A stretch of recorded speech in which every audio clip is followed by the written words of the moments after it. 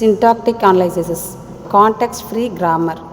Context-free grammar (CFG) is a fundamental concept in formal language theory compiler design. Definition: a context-free grammar has four tuple G equal to V, E or S.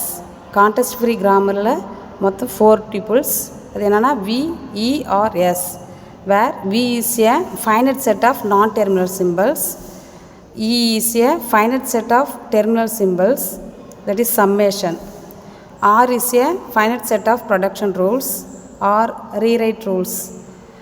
S summation V is a start symbol.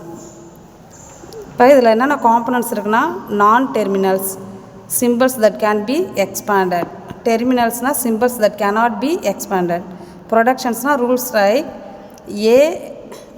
A is alpha, where alpha is a string of terminals and non-terminals.